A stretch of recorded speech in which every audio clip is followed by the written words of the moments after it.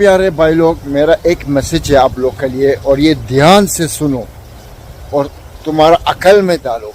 कभी भी कोई भी इंशाल्लाह दोस्त हो या दुश्मन हो, कभी भी तुमसे सिम कार्ड मांगेगा मत दियो।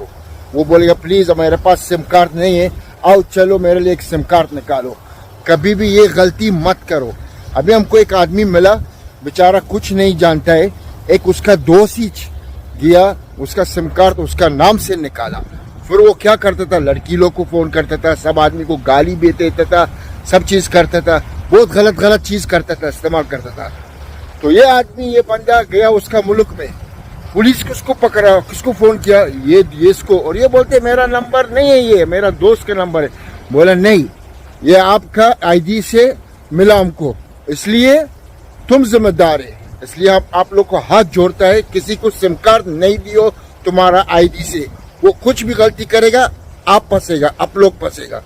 तो प्लीज ध्यान रखें। बहरीन में आईटीआई और डिप्लोमा दोनों में क्या फ़र्क होता है और क्या इसमें मतलब कि क्या आईटीआई की सैलरी क्या होती है, डिप्लोमा का सैलरी क्या होता है, मतलब कि ये दोनों में अंतर क्या होता है, क्या इसका मतलब कि यहाँ पे काम होता है, कैसे काम होता है, मतलब इसमें काम क्या आपको मिल सकता है, कौन कौन सी कैटेगरी होती है, इसमें क्या क्या चीज़ की इसमें ज़रूरत पड़ती है, ये सारी चीज़ की जानकारी मैं आपको देने वाला हूं।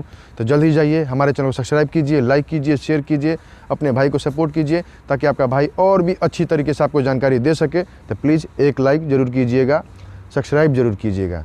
तो चलिए वीडियो को स्टार्ट करते हैं।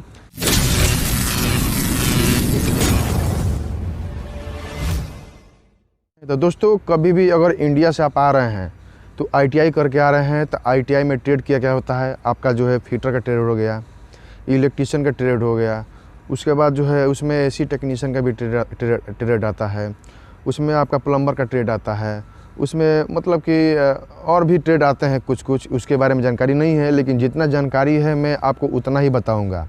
तो ये जो है पाँच जो चीज़ है ये मोस्ट होता है गल्फ़ कंट्री में काम करने के लिए।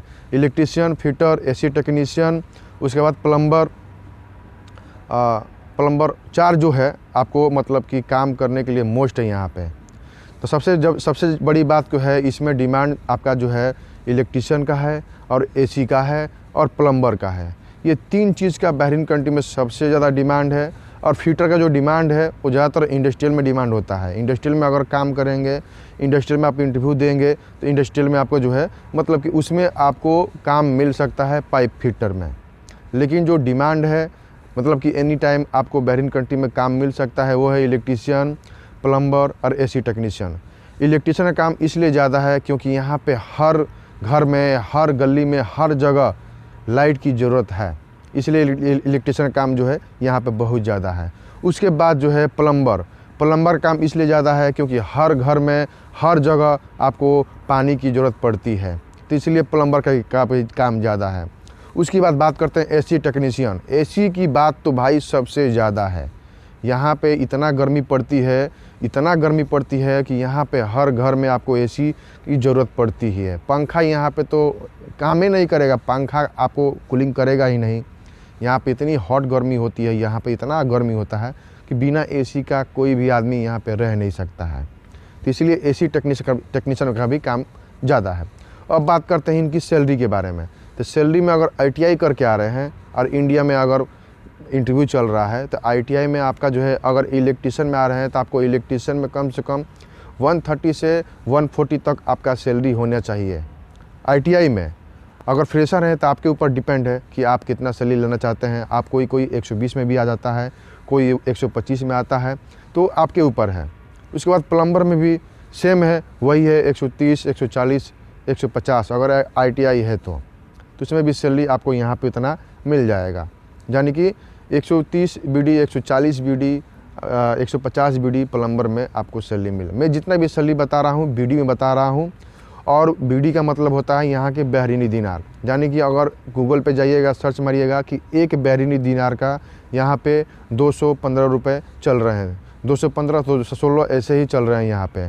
तो उसके हिसाब से आप जोड़ लीजिएगा कि 140 का कितना होता है, 130 का कितना होता है, 120 का कितना होता है। उसके बाद बात करते हैं डिप्लोमा वालों का। डिप्लोमा में वही सेम कैटेगरी होता है, इलेक्ट्रीशियन, प्लम्बर, एसी टेक्नीशियन, मतलब कि फिटर, ये सारी चीज़ ट्रेड होती है डिप्लोमा में भी। तो डिप्लोमा वालों का जो है मतलब कि काम वही है, सेम काम रहेगा। उसमें आपकी पोस्ट जो है बढ़ सकती है। अगर आपको अच्छी तरीके से नॉलेज है, अच्छी तरीके से उस काम के बारे में जानते हैं, समझते हैं, तो आपको यहाँ पे काम करते करते आपका जो है पोस्ट बढ़ सकता है। जैसे आप जो है फोरमैन के पोस्ट पे आ सकते हैं, चार्जन के पोस्ट पे आ सकते हैं। ये सारी चीज़ें जो है मतलब डिप्लोमा वालों को मिल सकती है। तो ये चीज़ का भी ख्याल रखिएगा। इनकी सैलरी की बात करते हैं कि अगर इलेक्ट्रीशियन में आ रहे हैं तो इलेक्ट्रीशियन में आपको जो है यहाँ पे डिप्लोमा किए हैं तो आपको 150, 160, 170, आपको ऐसे 180 ऐसे मिल सकते हैं डिप्लोमा में। उसके बाद वही प्लम्बर में भी है, प्लम्बर में भी आपको 160, 170, 180 मिल सकते हैं। एसी टेक्नीशियन में भी आपको ज़्यादा मिल सकते हैं क्योंकि एसी की डिमांड बहुत ज़्यादा है। तो एसी टेक्नीशियन में आपको जो है मतलब कि 180, 200, 210 ऐसे मिल सकते हैं अगर डिप्लोमा किए हैं तब। डिप्लोमा नहीं किए हैं तो उतना सैलरी नहीं मिलेगा, ठीक है। इसमें पोस्ट भी बढ़ सकता है, जब अब आप अच्छे से काम करेंगे तो इसमें पोस्ट भी बढ़ सकता है। और मैं आपको नॉर्मल बताता हूँ कि नॉर्मल में आप अगर आपके पास ITI भी नहीं है, डिप्लोमा भी नहीं है, तो आपकी सैलरी कितना होना चाहिए यहाँ पे। तो देखिए ये आपके ऊपर डिपेंड करता है कि आप कितना, अगर आपके पास जितना नॉलेज है उसके हिसाब से आपका माइंड काम करता होगा कि हमको इतना सैलरी मिलेगा तो हमको हमारे लिए अच्छा रहेगा।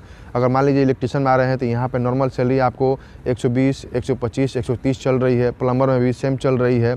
एसी टेक्नीशियन में थोड़ा ज़्यादा है, एसी टेक्नीशियन में 140, 150, 60 चल रही है, ठीक है।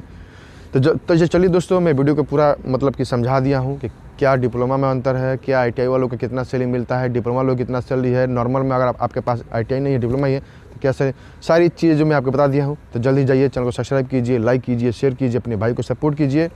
जय हिंद, जय भारत।